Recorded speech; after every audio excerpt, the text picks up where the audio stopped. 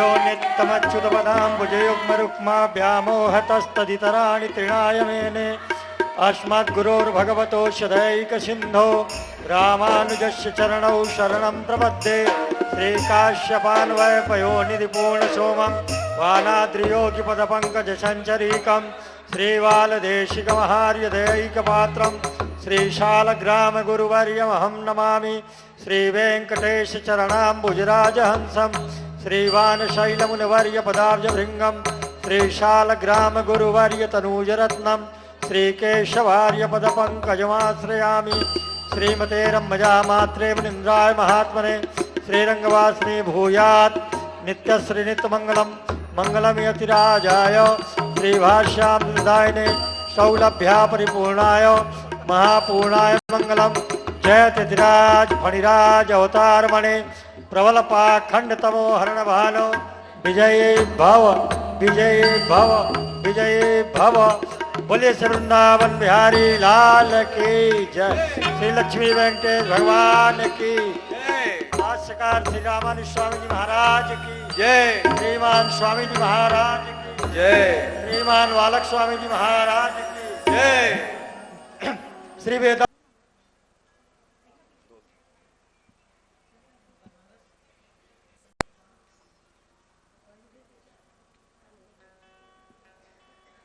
श्री रामचंद्र जी माहेश्वरी महाराज से आशीर्वाद लेने।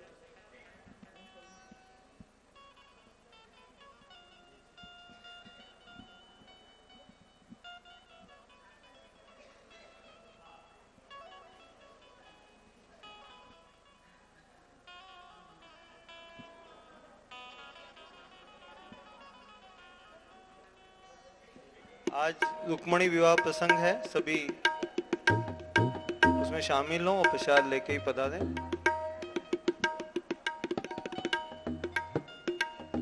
महाराज श्री की पूर्ण वीडियो कैसेट भागवत की तैयार हो गई है और सोमवार सुबह तक आपके हाथों में रहेगी। जिन सज्जनों को आवश्यकता हो वह रिसेप्शन काउंटर पे अपना नाम लिखा दें। महाराज श्री द्वारा एक काफी विशाल धर्मशाला एवं मठ हरिद्वार में बन रहा है और निर्माण कार्य गति पर है। जिन लोगों को सहयोग देना हो वो पूर्ण कार्यक्रम की जानकारी स्वागत कक्ष से ले सकते हैं और उसमें प्रेम सगाई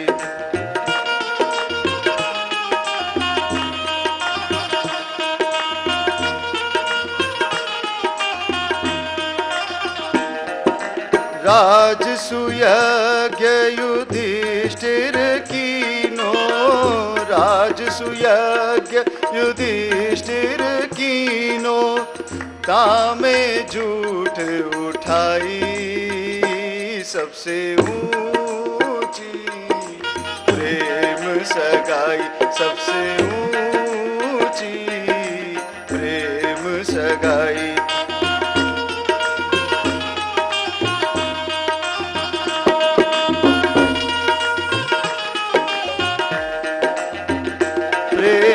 के वश अर्जुन रथ हाक्यो प्रेम के वश अर्जुन रथ हाक्यो भूल गए ठकुराई सबसे ऊंची प्रेम सगाई सबसे ऊंची प्रेम सगाई।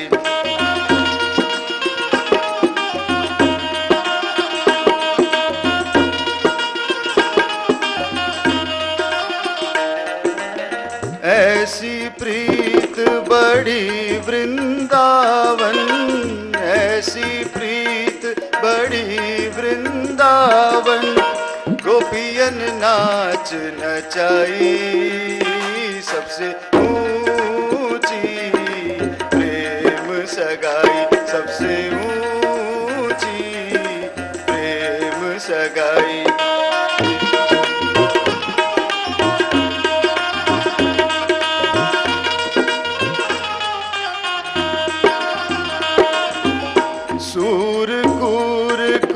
लायक नाही सूर लायक नाही, कह लगी करो बढ़ाई, सबसे ऊंची प्रेम सगाई, सबसे ऊंची प्रेम सगाई।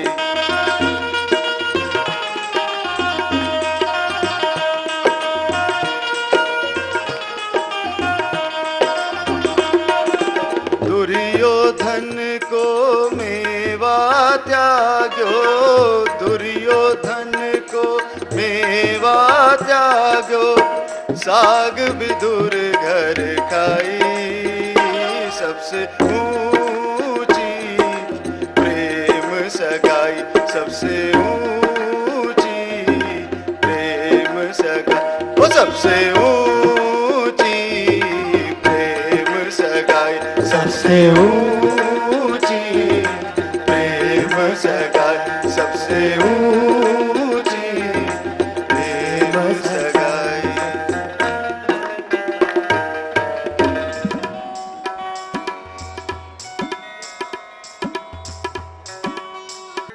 व्रात रक्षे कदीक्षे श्रुति शिरसि विदीप्ते ब्रह्मणि श्रीनिवासे भवतु मम परस्मिन् शेमुषी भक्तिरूपा नारायणं नमस्कृत्य नरं चैव नरोत्तमं देवीं सरस्वतीं व्यासं ततो जयमुदीरये। यमप्रवजन्तमनुपेतमपेति कृत्यं द्वैपायनो विरहकातराजुहाव पुत्रेति तन्मयतया तर्वो विनीदो स्तं सर्वभूतहृदयं मुनिमानतोऽस्मि। श्रीकाश्यपान्वयपयो निधिपूर्णसोमं वानादियोगिपदपङ्कजचञ्चरीकम् श्रीबालदेशिकमहार्यदैकपात्रं श्रीशालग्राम गुरुवर्यहं भजामि।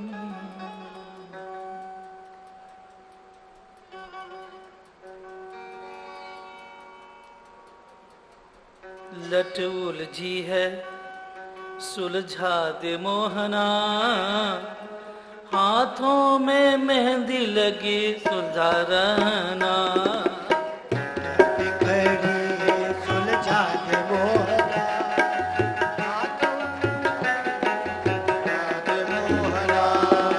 हाथों में मेहंदी लगी है मोहना, हाथों में मेहंदी लगी है मोहना, हाथों में मेहंदी लगी है मोहना, हाथों में मेहंदी लगी है मोहना, हाथों में मेहंदी लगी है मोहना, हाथों में मेहंदी लगी है मोहना, हाथों में मेहंदी लगी है मोहना, हाथों में मेहंदी लगी है मोहना।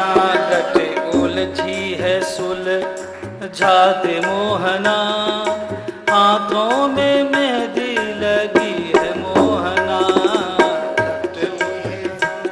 सुलझा दे मोहना, हाथों में मेहंदी लगी है मोहना।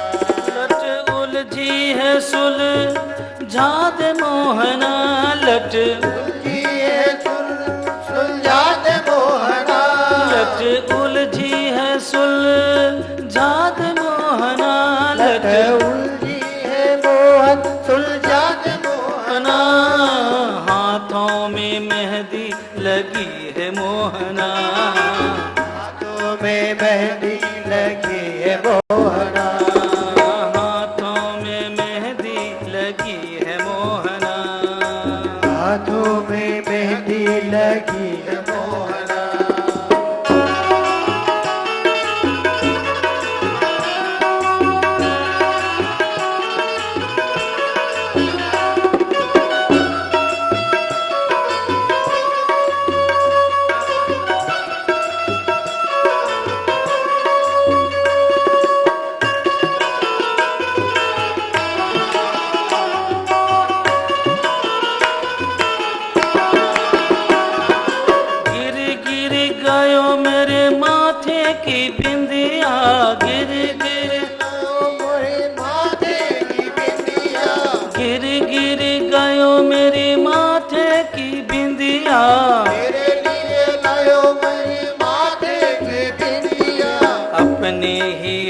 हाथों बिंदिया, अपने हाथों से बिंदिया सजा दे, अपने ही हाथों से बिंदिया सजा दे, अपने ही हाथों से बिंदिया सजा दे, अपने ही हाथों से बिंदिया सजा दे। हाथों में मेहंदी लगी है मोहना, हाथों में मेहंदी लगी रे मोहना, हाथों में मेहंदी लगी है मोहना, हाथों में मेहंदी लगी है मोहना, हाथों में मेहंदी लगी रे मोहना, हाथों में मेहंदी लगी रे मोहना, हाथों में मेहंदी लगी है मोहना, हाथों में मेहंदी लगी है मोहना।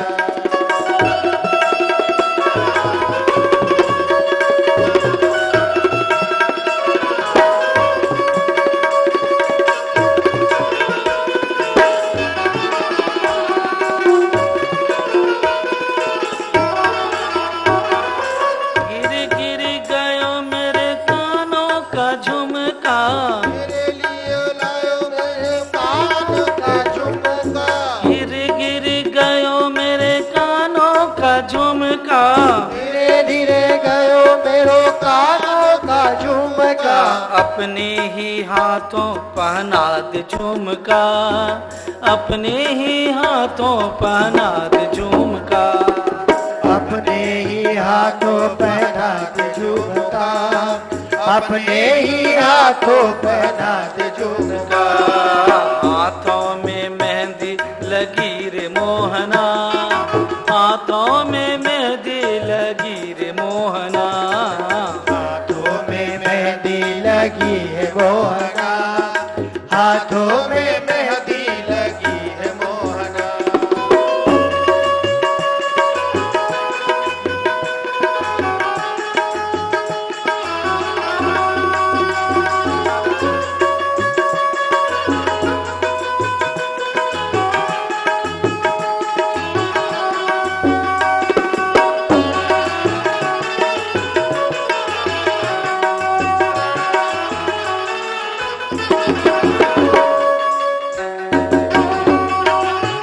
रे मोहना, हाथों में मेहंदी लगी रे मोहना, हाथों में मेहंदी लगी है मोहना, हाथों में मेहंदी लगी है मोहना।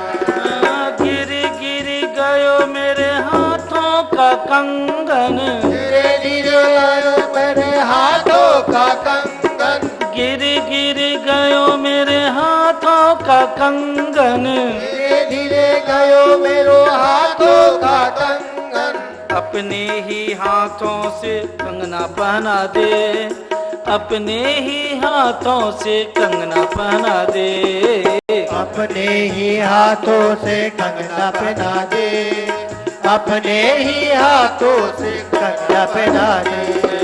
मेहंदी लगी है मोहना, हाथों में मेहंदी लगी रे मोहना, हाथों में मेहंदी लगी है मोहना, हाथों में मेहंदी लगी है मोहना।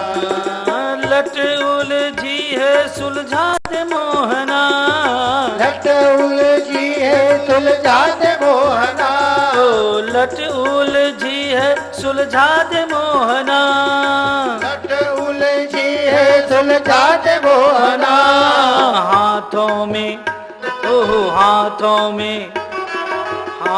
में मेहंदी लगी रे मोहना, हाथों में मेहंदी लगी है मोहना, हाथों में मेहंदी लगी है मोहना, हाथों में मेहंदी लगी है मोहना।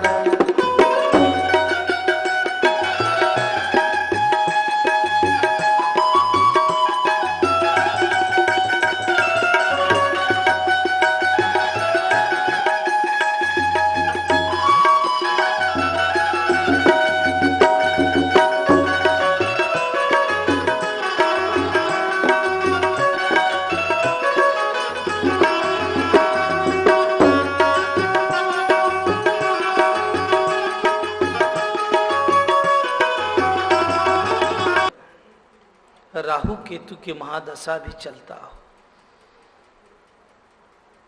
मानो कि वह ग्रह उसके जीवन के हर आवश्यक वस्तुओं को निगल जाता हो, मुख में डाल लेता हो, संकट की स्थिति हो, उस समय इंसान को उस परमात्मा के पास में जाना चाहिए।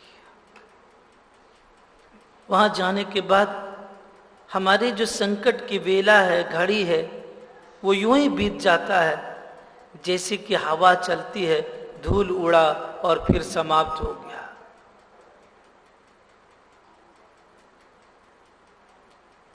भगवान हम समस्त चेतनों को एक आश्वासन देकर के, मत घबरा, मत भेषीरिति तस्य, जीवन में तू मत घबरा, तेरे जीवन का नौका, उस नौके का मांझी मैं हूं, तेरे जीवन के नौके का मांझी मैं हूं। जिस दिन हम सब ये समझ लेते हैं कि मेरे पतवार चलाने वाला मेरा कन्हैया है, तो परमात्मा को भी स्मरण होने लग जाता है कि मैंने जो इसे एक वचन दिया था, मां सुचा तू चिंता मत कर, अब परमात्मा उसकी चिंता स्वयं लेने लग जाते हैं।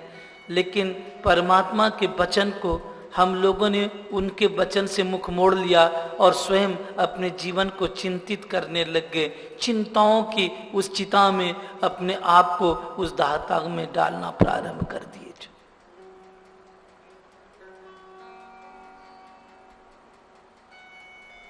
जब हम माता के कोख में थे, हमने भी परमात्मा के साथ में प्रतिज्ञा किया था, हे प्रभु जब मैं संसार में जाऊंगा, सांसारिक कृत्यों के करता हुआ भी तेरा नाम का स्मरण करूंगा। उस परमात्मा का नाम का स्मरण तो हम लोगों ने छोड़ दिया, लेकिन दुनिया का स्मरण जरूर करते हैं। रात दिन हम सब देखते हैं, एक आदमी चला गया, दूसरा पैदा लिया, फिर तीसरा चला गया, चौथा पैदा लिया। ये संसार रूपी फैक्ट्री तो परमात्मा का आवागमन, उत्पादन और विनाश।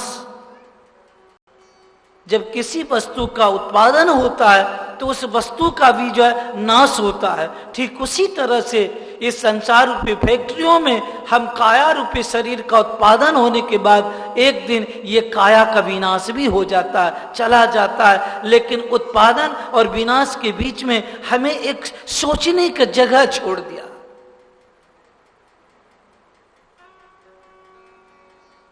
उस परमात्मा ने जगह छोड़ दिया। लेकिन जो वस्तु उत्पन्न होता है उस वस्तु का कोई न कोई अंश रह जाता है, याद रखना। जब ये शरीर उत्पन्न हुआ तो इस शरीर के माध्यम से हमें कोई न कोई वस्तु छोड़ना है, और वह छोड़ना क्या है? अपनी धर्मनिष्ठता। जब व्यक्ति अपने जीवन में धर्मनिष्ठता को छोड़ देता है तो जब तक कि ये धरा रहेगा तब तक उस व्यक्ति का नाम भी रहता है, और धर्मनिष्ठता का परित्याग करने के बाद सोच लेना उसका नामो निशान समाप्त हो जाता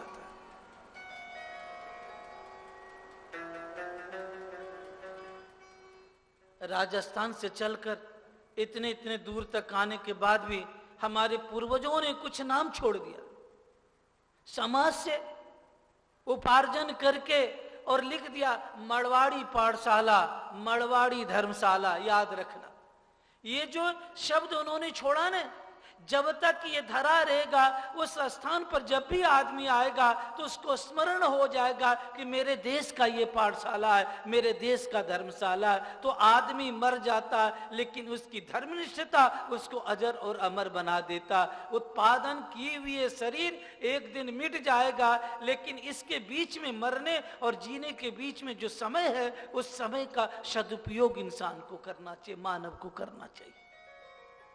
तब परमात्मा स्मरण करते और स्मरण कराते। तो भगवन पिता रात्रि तो शरोद फूल मल्लिका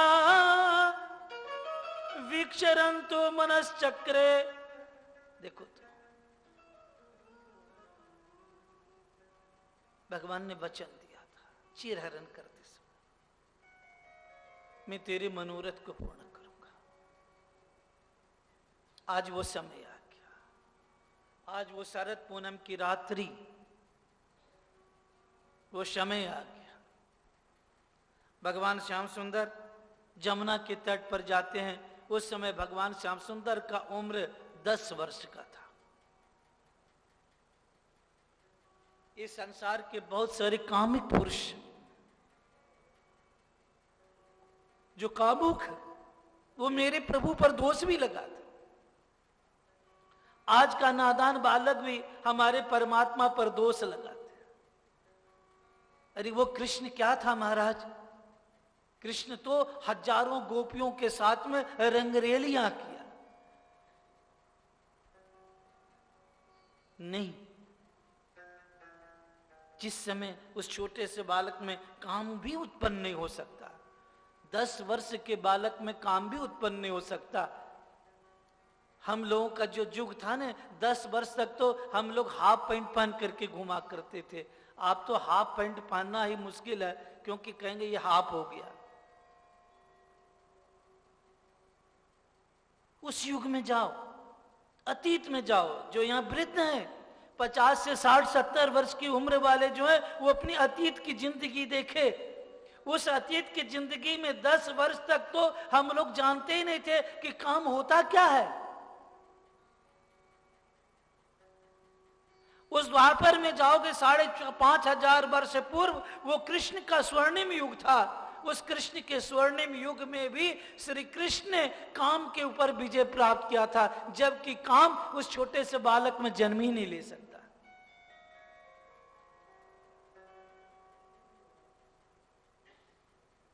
भगवान अपनी बांसुरी को ले लिया। भगवान एक ही चीज जानते थे, ये सब मेरा परिवार है। आप लोग भजन गाते हो, मेरा वैष्णव शब परिवार, हरि आ जाओ एक बार। मेरा वैष्णव सब परिवार, हरि आ जाओ एक बार। मेरा वैष्णव सब परिवार, हरि आ जाओ एक बार। मेरा वैष्णव सब परिवार, हरि आ जाओ एक बार। हरि आ जाओ, हरि आ जाओ, हरि आ जाओ, हरि आ जाओ, हरि आ जाओ, हरि आ जाओ। हरि आ जाओ, हरि आ जाओ। मेरा वैष्णव सब परिवार, हरि आ जाओ एक बार। मेरा वैष्णव सब परिवार, हरि आ जाओ एक बार। मेरा वैष्णव सब परिवार, हरि आ जाओ एक बार। मेरा वैष्णव सब परिवार, हरि आ जाओ एक बार।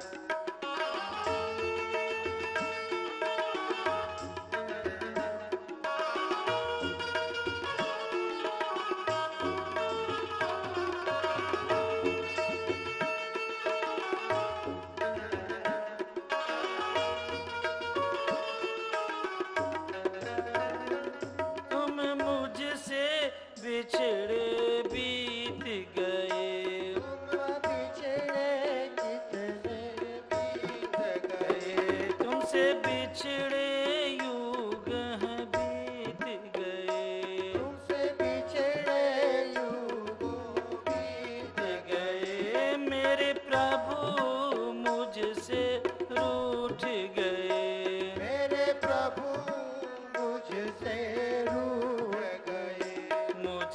दर्शन दो साकार, हरि आ जाओ एक बार। मुझे दर्शन दो करुणा में हरि आ जाओ एक बार। मुझे दर्शन दो साकार, हरि आ जाओ एक बार। मुझे दर्शन दो साकार, हरि आ जाओ एक बार। हरि आ जाओ, हरि आ जाओ, हरि आ जाओ, हरि आ जाओ, हरि आ जाओ, हरि आ जाओ, हरि आ जाओ, हरि आ जाओ। मेरा वैष्णव सब परिवार, हरि आ जाओ एक बार। मेरा वैष्णव सब परिवार, हरि आ जाओ एक बार।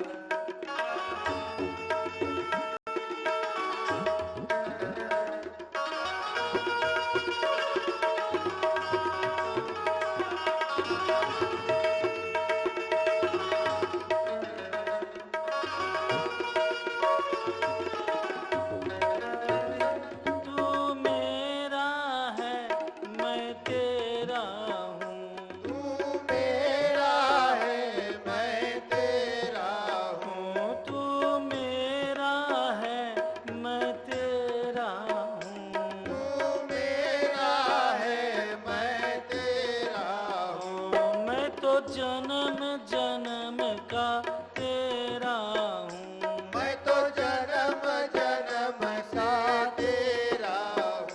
मेरे प्राणों के आधार, हरि आ जाओ एक बार। मेरे प्राणों के आधार, हरि आ जाओ एक बार। देखो तो गोपियों के ऊपर में प्रतिबंध लगा हुआ था, आज से कोई कृष्ण से मिलने नहीं जाएगा।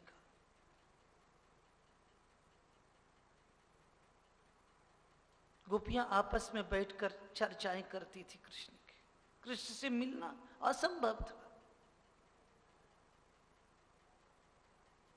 कात्यायनी महामांगे महायोग्य निधीश्वरी, कात्यायनी व्रत करती है। जिस इस कलयुग के अंदर में अंडाल धनुर्मास व्रत की थी, ठीक गोपिका का ही अनुसरण कलयुग के अंदर में अंडाल ने की थी। तो कात्यायनी महामाए महायोग्य निधीश्वरी, वो देवी श्री कृष्ण की प्राप्ति करने के लिए उसके अनुष्ठान कर दी। जब युगों से उपासना चली आ रही है, इस युग में भी हमें उपासना करना है। बिना साधन का साध्य की प्राप्ति होना असंभव है।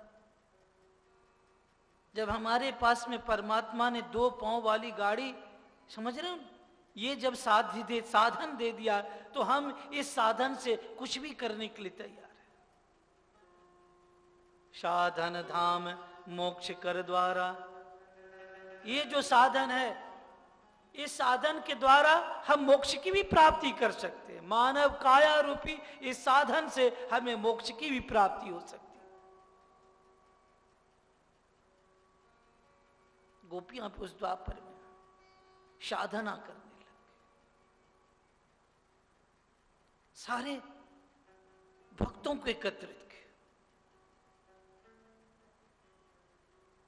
आज एक साधना सोच लो, सीताराम न्यास के अंदर से अगर किया गया, इसका अर्थ यह है कि सब एकत्रित हो, समाज को सही दिशा सुसंगठित करने का सबसे बड़ा साधन यही है। अगर ये साधन नहीं होता तो एक बार तुम मान लो विवाह करो, तो कल कोई सोचेंगे अरे ऐसे कैसे चला जाऊंगा। 10 बार आप अपने कुंवर साहब को फोन लगाओगे तो एक बार हिलेंगे वो, लेकिन भागवत के नाम पर सोचते हैं चलो भाई ये तो पुण्य का काम है, चलो चलते हैं, ये तो पुण्य का काम है, चलो चलते हैं, चले आएंगे।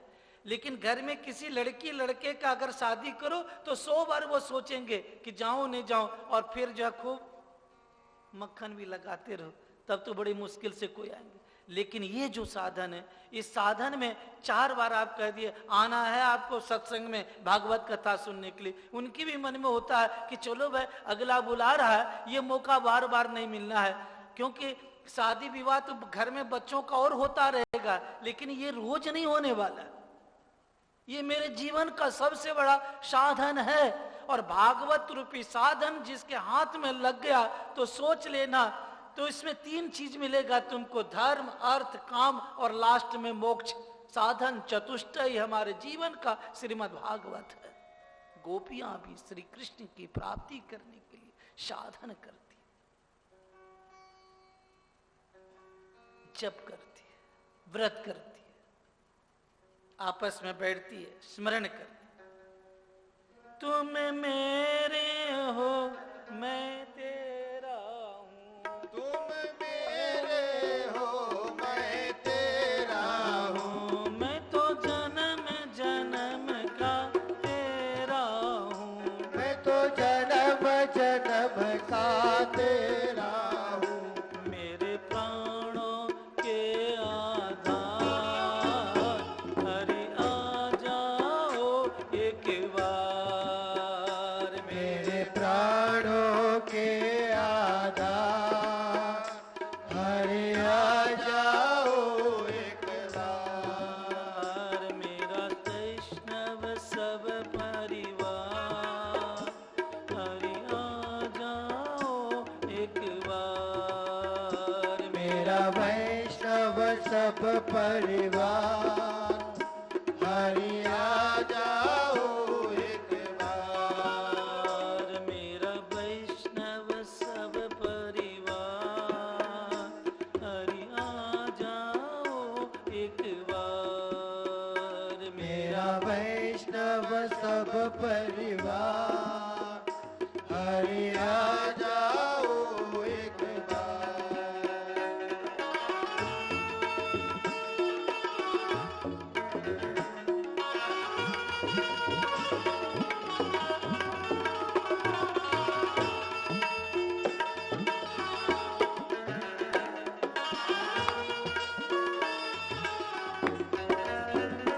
जब याद तुम्हारी आती है, जब याद तुम्हारी आती है, जब याद तुम्हारी आती है, जब याद तुम्हारी आती है, हर वक्त मुझे तड़पाती है, हर वक्त मुझे तड़पाती है, हर वक्त मुआओ एक बार, मेरी नैया कर दो पार हरि आ जाओ एक बार, मेरी नैया कर दो पार हरि आ जाओ एक बार, मेरी नैया कर दो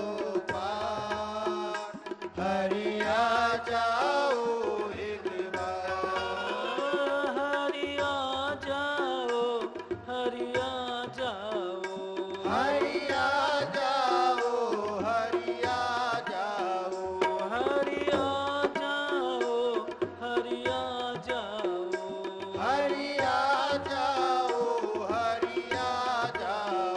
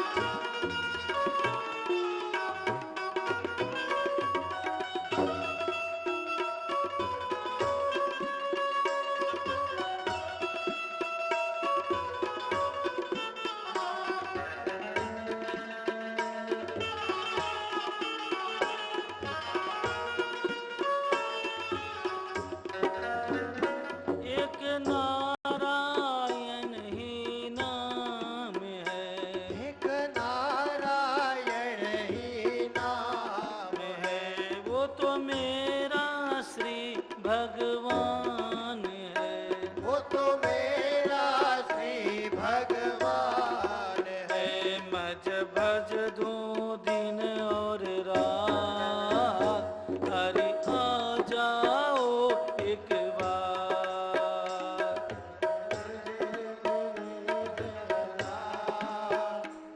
अब सब परिवार, हरि आ जाओ एक बार। मेरा वैष्णव सब परिवार, हरि आ जाओ एक बार। मेरा वैष्णव सब परिवार, हरि आ जाओ एक बार। मेरा वैष्णव सब परिवार, हरि आ जाओ एक बार। हरि आ जाओ, हरि आ जाओ, हरि आ जाओ, हरि आ जाओ, हरि आ जाओ, हरि आ जाओ, हरि आ जाओ, हरि आ जाओ। मेरा वैष्णव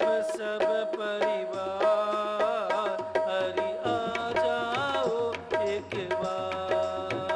मेरा वैष्णव सब परिवार, हरि आ जाओ एक बार। मेरा वैष्णव सब परिवार, हरि आ जाओ एक बार।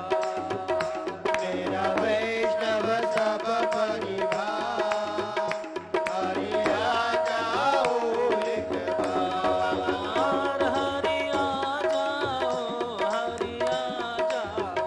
हरि आ जाओ, हरि आ जाओ, हरि आ जाओ, हरि आ जाओ, हरि आ जाओ, हरि आ जाओ, हरि आ जाओ, हरि आ जाओ।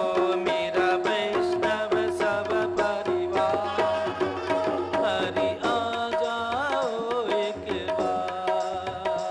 मेरा वैष्णव सब परिवार, हरि आ जाओ एक बार।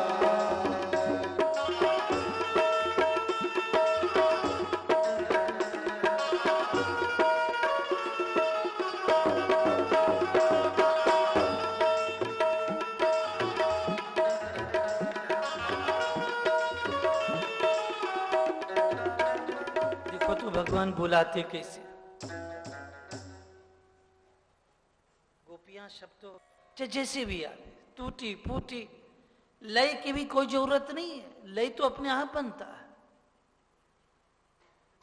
वो हमारा है ना विक्की, हमको तो नहीं लगता किसी स्कूल में जा करके संगीत का शिक्षा लिया हो, लेकिन कहते हैं ना जब दिल में उमंग होता है ना तो अपने आप लय बनता है, सारे तार अपने आप जुड़ता है।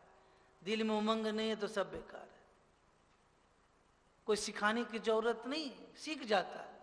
ईश्वर के प्रति कुछ चीज सीखने के लिए जाना पड़ता है, लेकिन भक्ति भाव सीखने की चीज नहीं है, ये हो जाता है।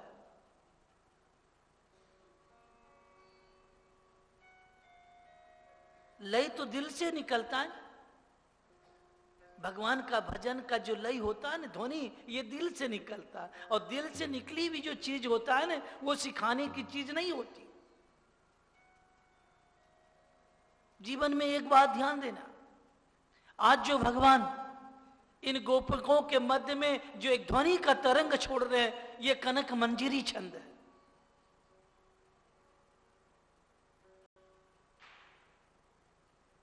ये एक प्यार की चीज है,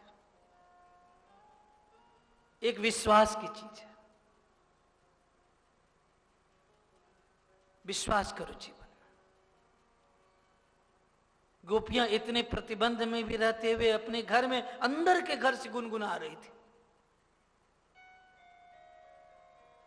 आपका होठ हिले नहीं, कभी कभी आप मस्ती में आते हो ना और होठ नहीं हिलता, और अंदर से जब हम गीत गाते हैं ना भगवान का, तो वो लगता है कि हम बहुत सुंदर गा रहे हैं। हमारी ये वाणी साध देने दे, लेकिन अंतरात्मा जो परमात्मा है उसका जो संबंध आत्मा से है, और आत्मा से जब हम अंदर अंदर गुनगुनाते हैं तो लगता है कि यार हम तो बहुत सुंदर गा रहे हैं। याद रखना, कभी जीवन में करना रिहर्सल, इसको सोचना।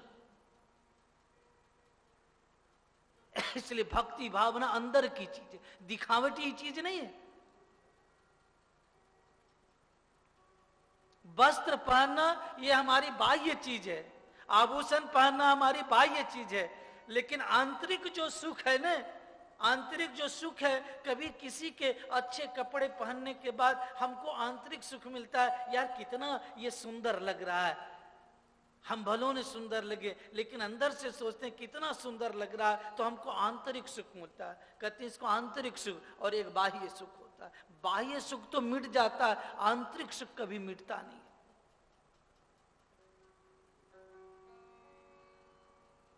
भगवान जमुना के तट में पहुंचते हैं। ये गीत की कहानी है। तद अंगवर्धनम निशम्य गीतम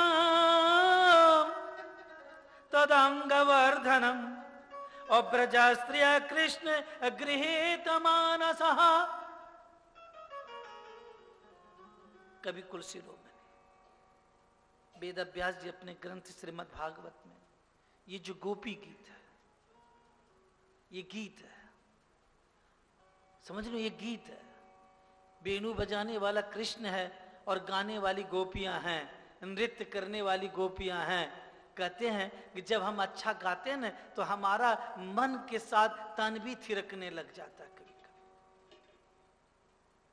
कभी कभी तन भी थिरकने लग जाता है।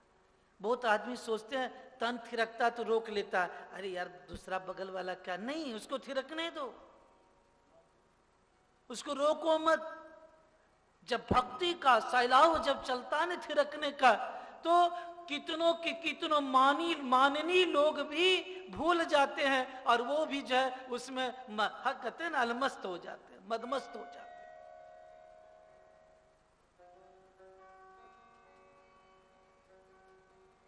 भगवान जमुना का तट, जमुना के तट के अंदर में किनारे में क्या रहता है? रेता।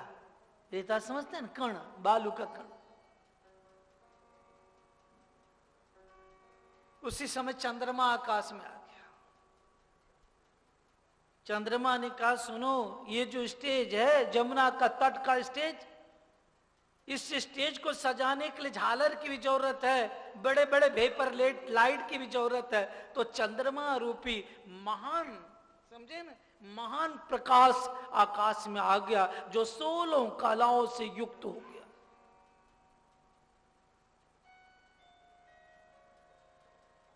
उनके अगल बगल से तारे भी आ गए। ठंडी ठंडी हवा भी चलने लग गई। विक्षरन्तु मनश्चक्रे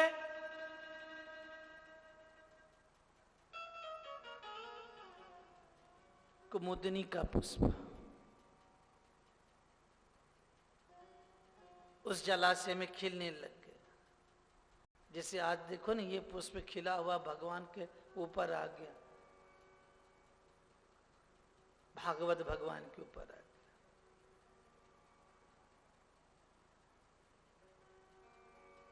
इसको पता नहीं कौन सा पुष्प कहते हैं, कमल है, हो सकता है कमल जी लाए हो, कमल हो, समझे न? लेकिन इसको श्वेत कमल कहते हैं, सफेद कमल। और श्वेत कमल एक ही जगह उत्पन्न होता है, कैलाश पर्वत, हमारे जो केदारनाथ है ना, वहां का जो हिमालय है। इसलिए ये तो डुप्लीकेट हो सकता है। ओरिजिनल जो ब्रह्म कमल होता है, वो ब्रह्म कमल सबका भाग्य है कि कन्हैया बांसुरी बजावे और सब कुछ सुन ले उसकी बांसुरी की आवाज।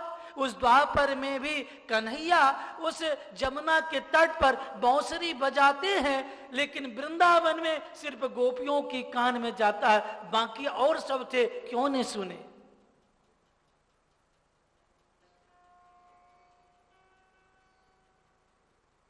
और भी तो थे। क्या बांसुरी की आवाज ये कहती है, क्या बांसुरी की आवाज ये कहती है कि मैं सिर्फ स्वामी जी को हमारी आवाज कान में जाए, बाकी यहाँ पंडाल में बैठे हुए कोई नहीं सुने? ऐसी तो है ही नहीं।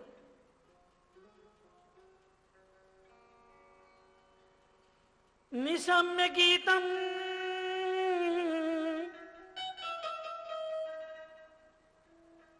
निशम्य गीतम, भगवान अधर पर बांसुरी फूंकते, बांसुरी की आवाज आने लग गई।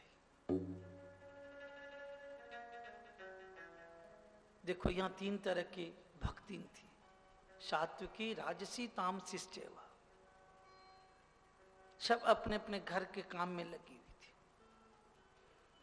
रात्रि का समय है, स्टेज बहुत सुंदर सजा धजा गया,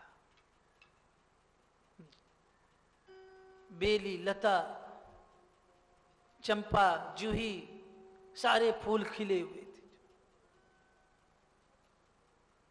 शमीर भी शीतल मंद सुगंध हवाओं के द्वारा चला जा रहा था।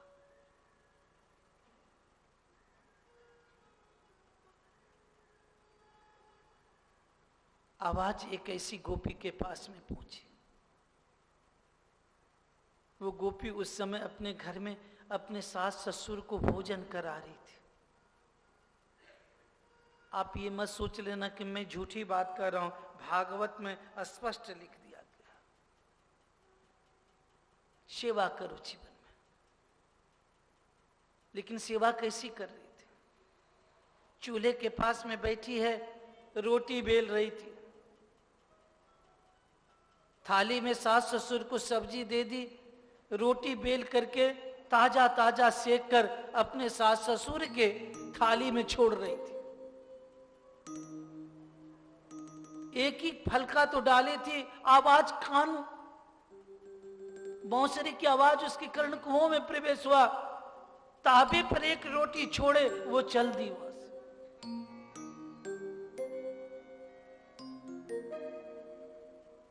सिर्फ बांसुरी की आवाज उसके कान में पहुंचा, वो वहां से चल पड़ी। अगर इस गोपी के मन में काम की वासना होती तो पराये पुरुष से मिलने जा रही थी तो सज धज के जाती ना। सोचो, जिस समय वो रोटी बना रहे थे उस समय तो उसके बदन के कपड़े या यो को पसीना से ओत प्रोत होगी। कान में आवाज गई नहीं कि छोड़ी और चल पड़ी उद्गम स्थान के तरफ। इसलिए मानना पड़ेगा कि गोपियां जो भक्तिन थी वो तामसी गुणों से युक्त नहीं थी, बल्कि तामसी से भी रहते हुए भी सत्व गुणोतीत थी। वो जो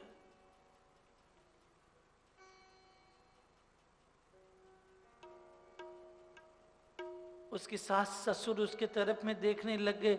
रोज बड़े प्यार से अपने सास ससुर की भोजन कया करती थी, लेकिन आज एक रोटी एक फलका देने के बाद तीसरा फलका जो ताबे पर डाली, आवाज गई, जल रही कि क्या रे, ये ज्ञान ही नहीं है, वो वहां से चल पड़ी।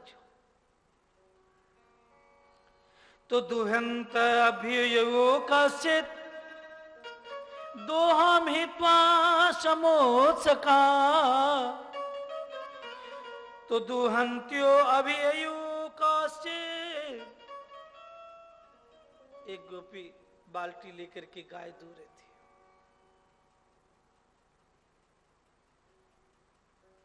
दो चार 10 धार ही खींची थी। बांसुरी की आवाज उसके कान में पहुंची। वो यूं ही बाल्टी छोड़े चलती। बाल्टी यूं ही छोड़ी, जिस वस्त्र में जैसे थी वैसे चल पड़ी। एक गोपी ऐसी थी, शीशे के सामने खड़ी थी, एक आंख में काजल लगाई, आवाज कान में गई, एक आंख में काजल लगाई, चल पड़ी।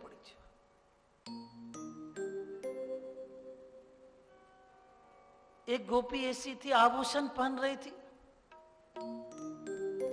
और गले में नेकलेस डाली, आवाज गई और अपने पल्लो भी नहीं रख पाई और ऐसे ही चल पड़ी। पागलों के संग।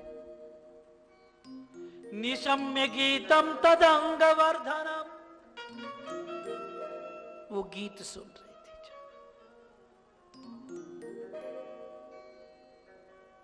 एक ऐसी गोपी थी जो अपने पति का चरण दबा रही थी। कहते कि पति का एक चरण दबाओ, दूसरा चरण नहीं दबाओगे ना तो दूसरे चरण में दर्द होने लग जाता है, कष्ट होता है।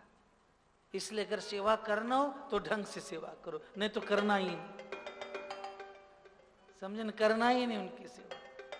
और आदत भी मत डालना चरण दबाने का, नहीं तो तुमको लक्ष्मी बन करके घूमना पड़ेगा और नारायण बन करके अपना मन माना करेंगे, समझे न।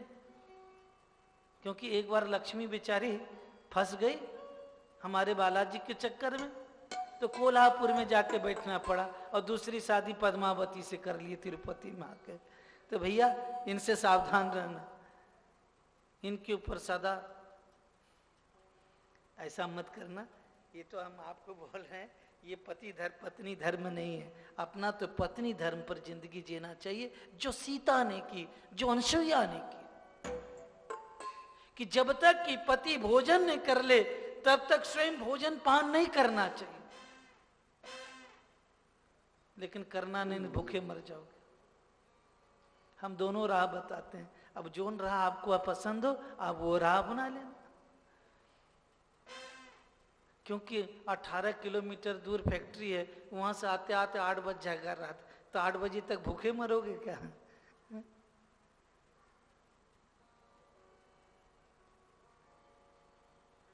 ठीक है, चलता है, लेकिन घर में अगर है तो उस समय बिना उनको भोजन कराए भोजन नहीं करना।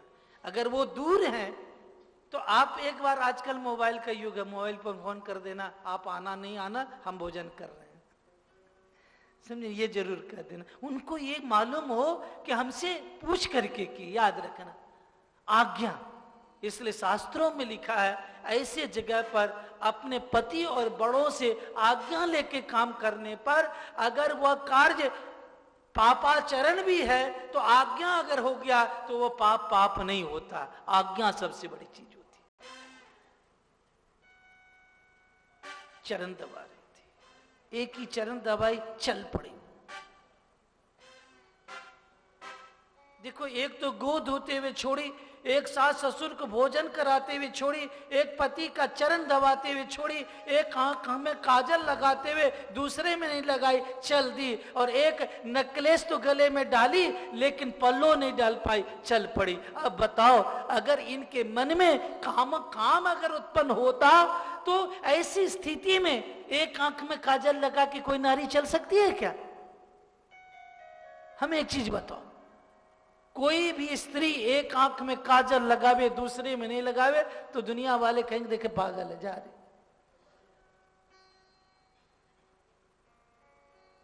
तो मुरली बजा के मोहना क्यों कर दिया किनारा, मुरली बजा के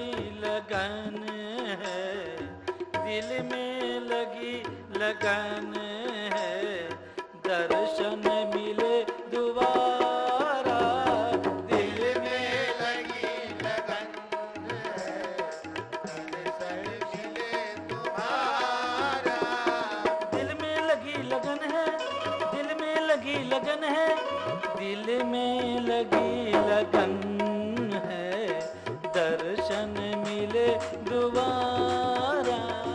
दिल में लगी लगन दर्शन मिले तुम्हारा। दर्शन मिले दोबारा, दर्शन मिले दोबारा, दर्शन मिले तुम्हारा। दर्शन मिले तुम्हारा।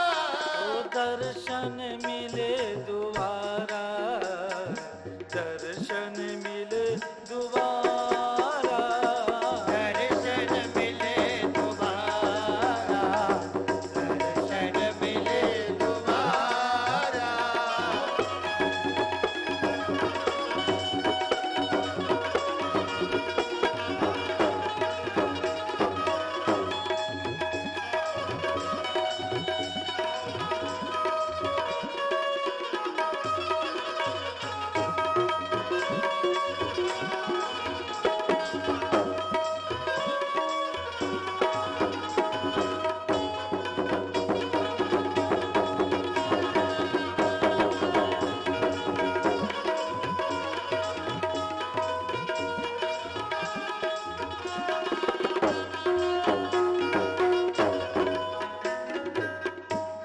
कामं क्रोधं भयं स्नेहं ऐक्यं सुहृदमेव च नित्यं हरो विदधतो यान्ति तन्मयतां हि ते, तन्मयतां हि ते नित्यं हरो विदधतो। जो व्यक्ति अपने जीवन में नित्य श्री हरि का स्मरण करता है,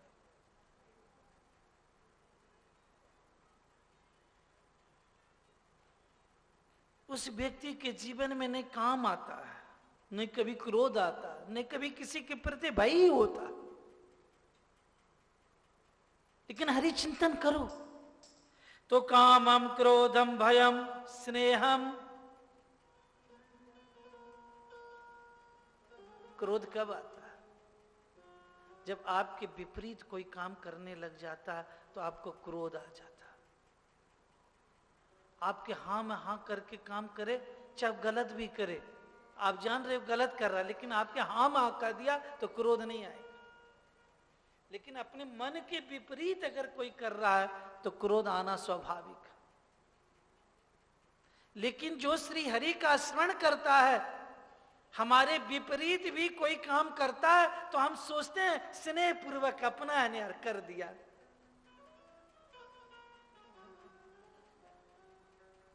कितना बड़ा हमको शिक्षा मिलता है हरि भजन में, हरि चर्चा में, सत्संग में कितनी बड़ी शिक्षा मिलती है। तो कामम क्रोधम भयम स्नेहम। स्नेह क्या करता है? हम जिस दुकान में हैं, हमारा संतान गलत कर दिया तो स्नेह के कारण हम क्षमा कर देते हैं। लेकिन नौकर कोई करता है ना, कहते हैं बाहर निकालो उसको, बाहर करो, यही करते। कभी कभी आदमी काम के बस, क्रोध के बस, भय के बस और स्नेह के बस सारा का सारा उल्टा काम कर देता है।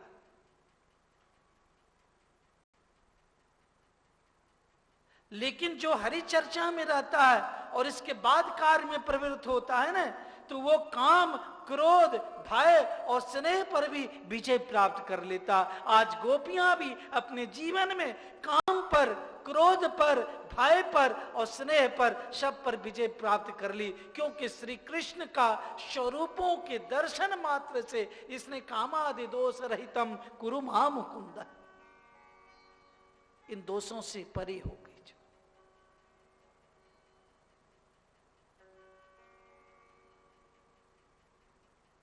जब भगवान श्याम सुंदर बांसुरी बजाते हैं,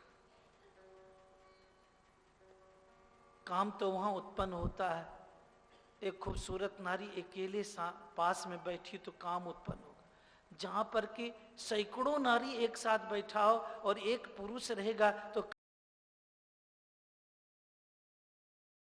बांसुरी बजाए।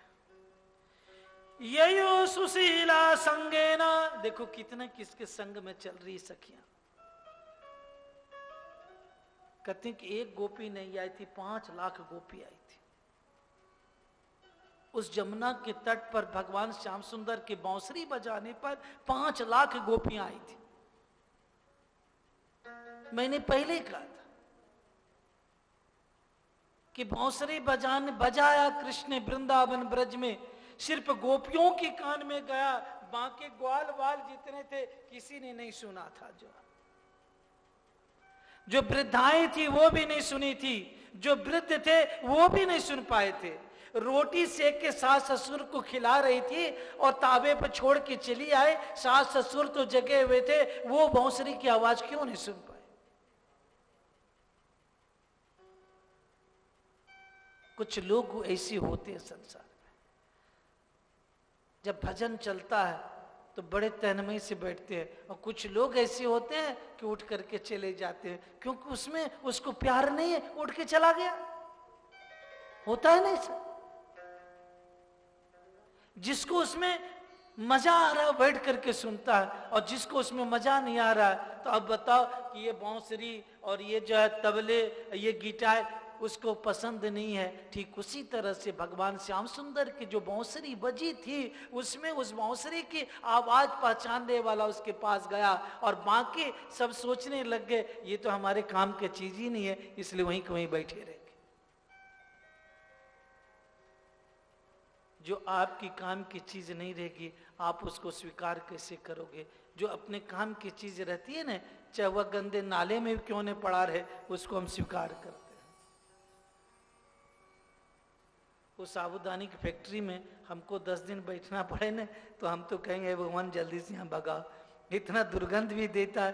तो वहां इसलिए आप बैठे हो, आपके काम की चीज है, और हमारी काम की चीज ये बैठा दो तो मैं 10 दिन का 1 महीने तक कथा सुनाता रह जाऊं बैठ के।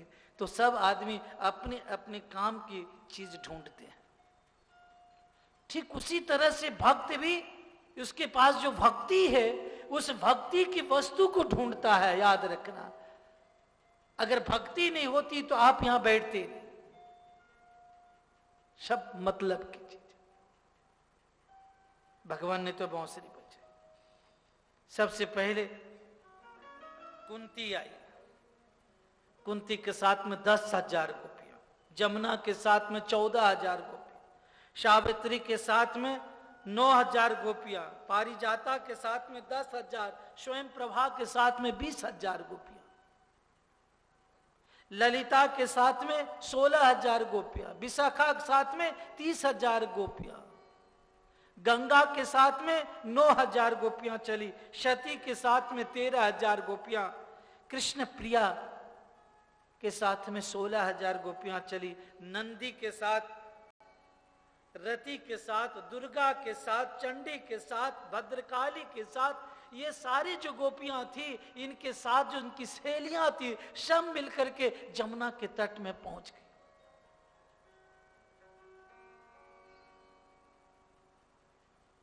जैसे भगवान के पास भगवान एक तरफ से स्वागत करते हैं, दूसरे तरफ से कहते हैं जाओ। तो स्वागतम ते महाभागा प्रियम किम करवाणि वह ब्रजस्या आनयम कश्चित ब्रूतागमन कारणम। इस रात्रि में आप मेरे पास में क्यों आए हो? इस रात्रि में मेरे पास में आप क्यों आए हो? आने का कारण बताओ। कहीं ब्रज में कोई उत्पात तो नहीं मच रहा है? ब्रज में कोई उत्पात तो नहीं मच रहा है? आखिर क्यों आए? आए हो तो मैं स्वागत करता हूं आपका, आए हो तो स्वागत करता हूं, लेकिन आने का कारण बताओ। श्रीमद् भागवत कोई करावे, सब जगह लेटर दे दे, और यहां आ जाए तो पूछे आने का कारण क्या है वहां से आपका? अगला तो सोचेगा कि अच्छा चप्पल चला है, आने का कारण क्या है? वही भगवान ने कहा, ब्रूतम आगमन कारणम। बोलो, आपका आने का क्या कारण है? गोपियां क्रोध के मारे, समझे ना, एकदम कांपने लग गई। भगवान समझ गई क्रोध में आ गई, लेकिन क्रोध पर भी विजय प्राप्त की। आवाज नहीं निकल रहा। क्रोध आवे कांप जाओ, आवाज नहीं निकले तो सोच लेना क्रोध पर विजय प्राप्त। क्रोधी आदमी को क्रोध आवे और बकबक नहीं करे तो फिर क्रोध कैसा? बुला करके गोपियों को भगवान ने कहा, आपका आने का क्या कारण है, बताओ तो। एकदम क्रोध से तुम भगवान ने देखा पूरे बदन को, ओहो ये तो क्रोध में आ गई।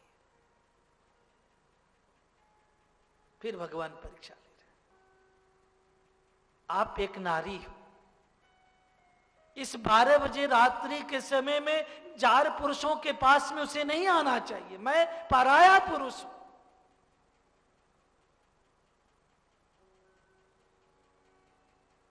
भगवान ने कहा मैं पराया पुरुष हूं। कहते न, एक तो आग जली थी, ऊपर से घी छोड़ दो।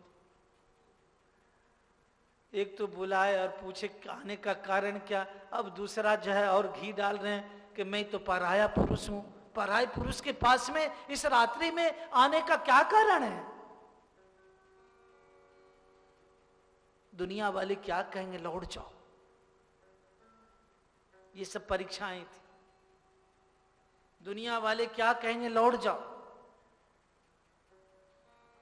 अब देखो क्रोध की चरम सीमा।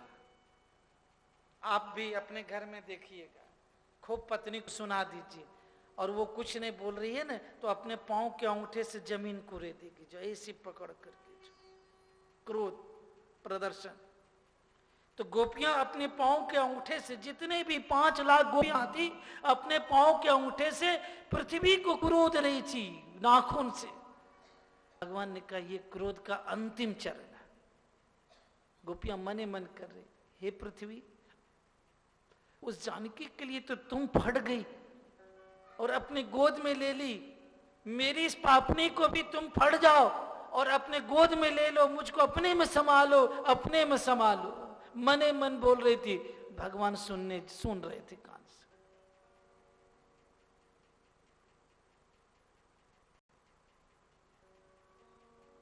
उसी समय एक सखी आ गई, कहा ना मुझे उत्तर दे दो। कह क्या? आप कहते हो कि मैं जार पुरुष हूं। ठीक है, आप सत्य कह रहे हो, जार पुरुष।